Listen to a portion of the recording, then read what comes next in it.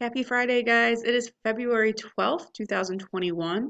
It is almost Valentine's Day on Sunday. We are going to work with religion today specifically. Yesterday, we worked with technological advances such as ships and the compass and gunpowder and all of those lovely things and silk trade. But today, we're going to concentrate on religion. So we are going to go over the do now. We've got some notes and then practice for the remainder of class, which will be with me and then independently. Today is also National No One Eats Alone Day, which is a little bit hard to do with social distance. But I know when I was growing up in like fifth grade, I always ate lunch by myself and it was really sad. So make sure that maybe in lunch today everyone's included or something like that. But anyways, let's get started. So you have a pretty complex map here, and it's of the Middle East, and it's some of the empires that we actually talked about. We talked about the Mughal, the Safavid, and the Ottoman Empire when we talked about Arab Muslim empires. So it's just asking, once you analyze the map, which statement can best be supported by the information shown on this map.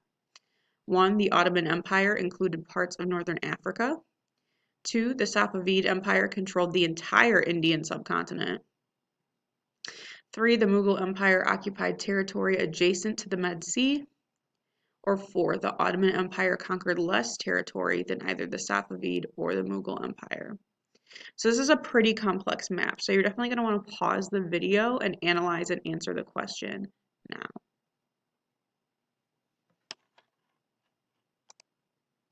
All right, so your answer is going to be A, or number 1. I don't want to put A, but oh well. Brain's hardwired that way, I suppose.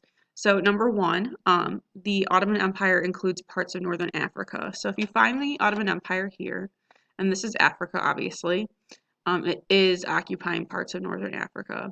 The Safavid Empire did not control the entire Indian subcontinent, because if you go over to the Indian subcontinent, you don't even see the Safavid Empire. You see mostly the Mughal Empire to the north. Safavid's over here by Persia.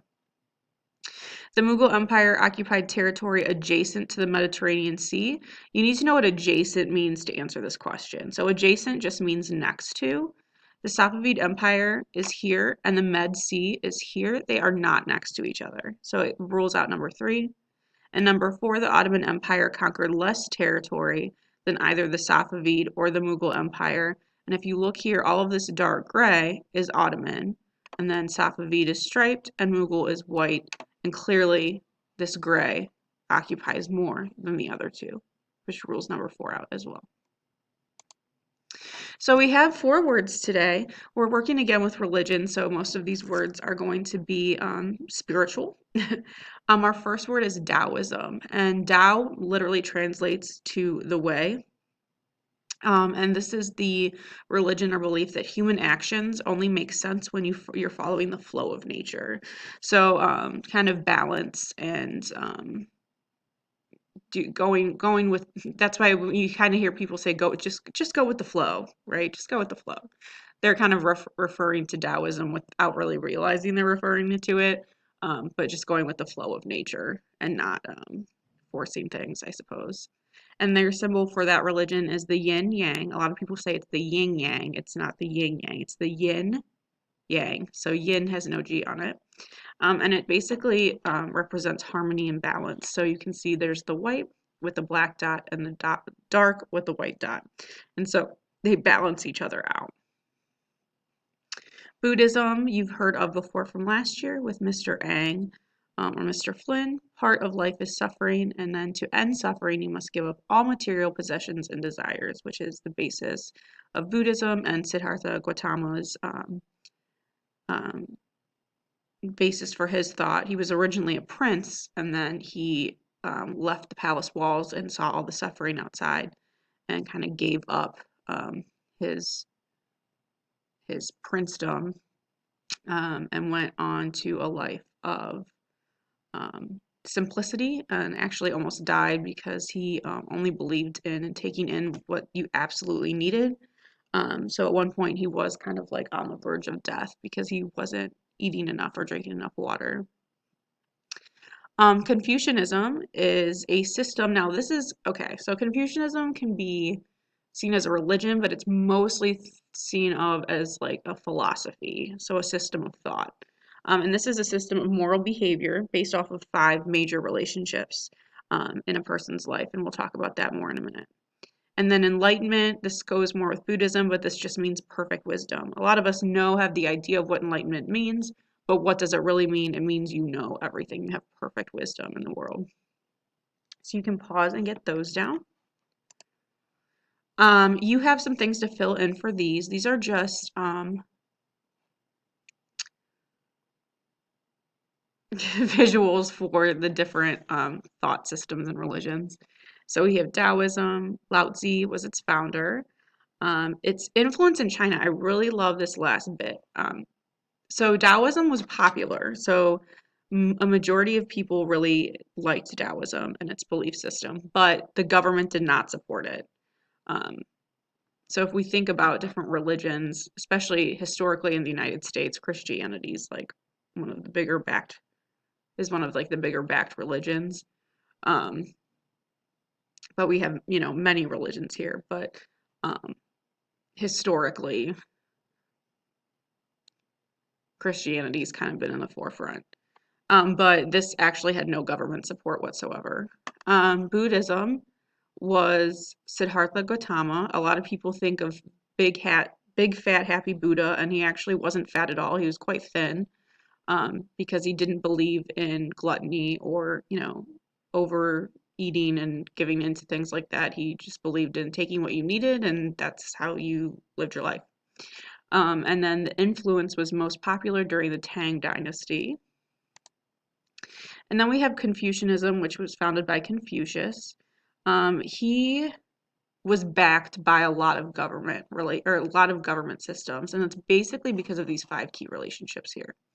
So Confucius believed in 5 relationships that really would make society harmonious and make society function correctly and appropriately. And so the first key relationship is ruler to subject. So that relationship. Now, mind you, there's always a submissive. So like in here, like the ruler is in charge of the subject.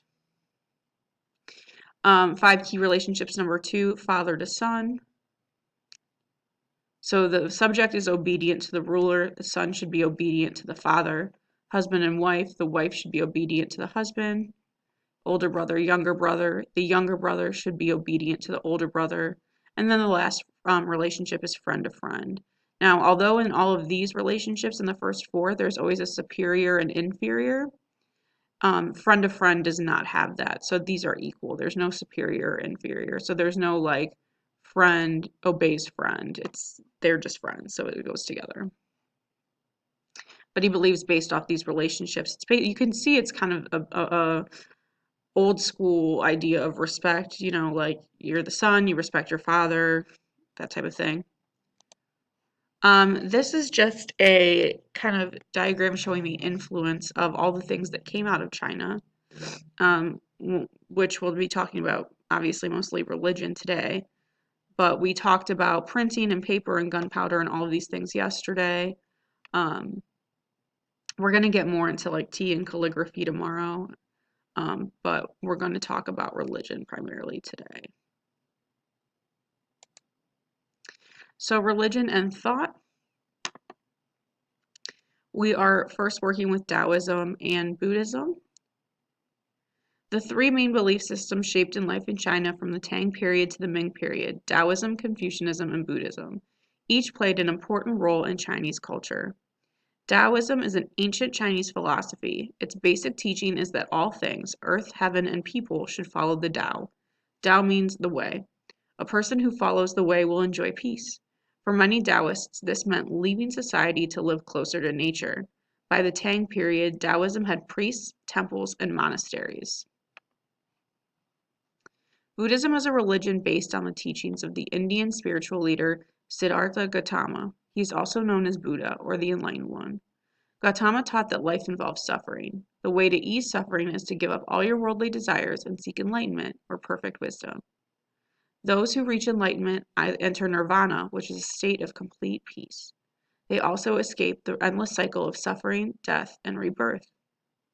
Buddhism reached China during the Han Dynasty. It gained strength during the troubled times between the Han and Tang Dynasty. Its appeal was based on the hope for an end to suffering. Over time, Buddhism adapted and absorbed elements of Taoism. By the Tang Dynasty, Buddhism had millions of followers in China. Temples and monasteries grew rich from donations. So we're going to look at questions 1 and 2. I want you to go ahead and pause the video and answer question 1. Why might Buddhism have gained strength during the period behind the Han and Tang dynasties? And 2, whose teachings form the basis of Buddhism? So you can go ahead and pause.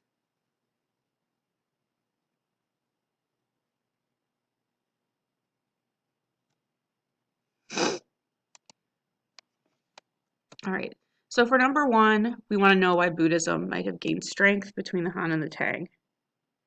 So with informational text, sorry, my eye itches. With informational text, we usually always want to find keywords to help us find answers to a question. So specifically, there's some keywords in here that might work that we could look for. So what are some keywords that we might be able to use here in this sentence that might stick out with in the text? So Buddhism would work, but we know the whole column is about Buddhism. So that makes it a little tricky. It's a little too vague. So looking for more specific words to kind of tie in or gain attention to us in the text. Right, so I'm looking at Han and Tang specifically. So I'm going to go in my text and I'm just going to scroll through, not seeing it, not seeing it, not seeing it, not seeing it. Boom, I see Han. All right, Buddhism reached China during the Han Dynasty. It gained strength. Oh my gosh, that looks just like my question. It gained strength during the troubled times between the Han and Tang dynasties. Boom, there's my question. Its appeal was based on the hope for an end to suffering. So our answer is going to be Buddhism gained strength because people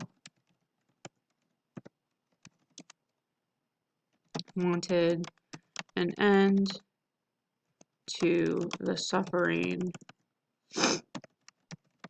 during the troubled times. Okay, so you want to get that? And then whose teachings form the basis of Buddhism? So I'm looking here because I see this word whose, right? So whose means it's going to be a person. And a person is what type of noun? It's a proper noun. So I'm obviously looking for a name, okay? And so my mind is automatically going to go to what type of letter. A proper noun always starts with a what? A capital letter.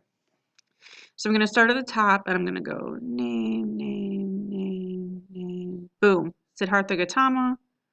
And religion based on the teachings of the Indian spiritual leader.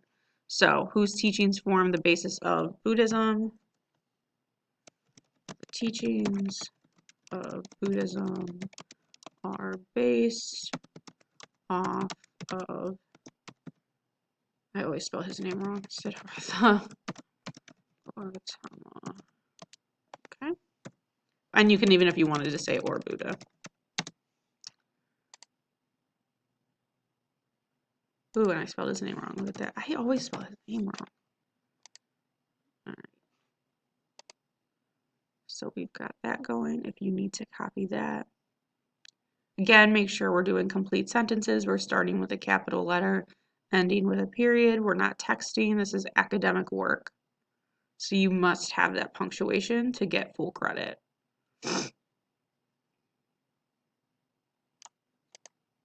So the rest you are going to read about how Buddhism kind of went away. Well, it didn't go away because it still exists today, but it kind of became less popular. And then you are going to give me 3 reasons of why some Chinese people objected to Buddhism. Why didn't they like it? Why didn't they believe it was a reputable religion? Then you're going to read about Confucianism and its comeback with Neo-Confucianism. And then you are good to go. So make sure again that you are meeting all the expectations in the checklist. You're restating the question, you're beginning with a capital letter, you're ending with a period. And if you have not, please make sure you fill out the attendance form. But other than that, enjoy your long weekend. Monday is President's Day, so I will not see you until Tuesday, unless we have another Tuesday snow day. But other than that, you guys have a great weekend and stay warm, okay? Have a good one. Bye, guys.